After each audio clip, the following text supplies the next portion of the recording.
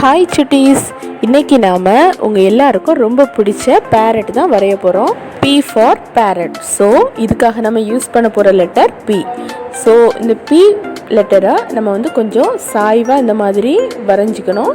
அதே மாதிரி இன்னும் ஒரு பி சின்னதாக இந்த மாதிரி வரைஞ்சிக்கோங்க. நம்ம ஃபஸ்ட்டு எழுதின இந்த பீயில் இந்த வளைவான பகுதி இந்த மாதிரி ஜாயின் பண்ணிக்கோங்க.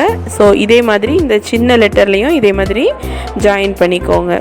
இனி இந்த இடத்துல இருந்து ஒரு ஸ்ட்ரெயிட் லைன், இனி இன்னும் ஒரு ஸ்ட்ரெயிட் லைன். ஸோ இந்த கிளியோட வால் பகுதி ரெடி ஆகிடுச்சு.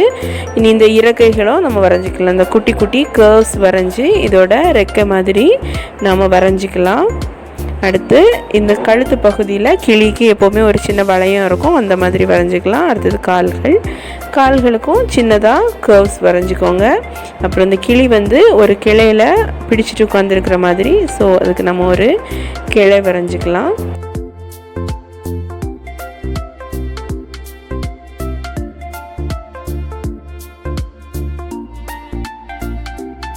அடுத்து இந்த மரக்கிளையில் குட்டி குட்டி இலைகள் இருக்கிற மாதிரியும் வரைஞ்சிக்கலாம். ஸோ இதெல்லாமே இந்த பிக்சரோட டெக்கரேஷன் பார்ட். அடுத்து கிளியோட கண் வரைஞ்சிடலாம். சின்னதாக ஒரு ரவுண்டு போட்டு அழகாக இந்த கிளியோட கண் வரைஞ்சிக்கலாம். இந்த கிளியோட அழகு வரைகிறது பார்த்திங்கன்னா ஒரு சின்ன கர்வ் போட்டுக்கோங்க. இனி மேல் பகுதியிலையும் ஒரு கர்வ், நம்ம ஃபஸ்ட்டு வரைஞ்ச அதே டைரெக்ஷனில் மேல் பகுதியில் ஒரு கர்வும் கீழ் பகுதியில் ஆப்போசிட் டைரெக்ஷன்லையும் வரைஞ்சோன்னா அந்த கிளியோட அழகு நமக்கு கிடச்சிரும். சூப்பராக கிளி வரைஞ்சி முடிச்சாச்சு. ஸோ நீட்டாக வரைஞ்சி பிளாக் பென் வச்சு அவுட்லைன் போட்டுக்கோங்க.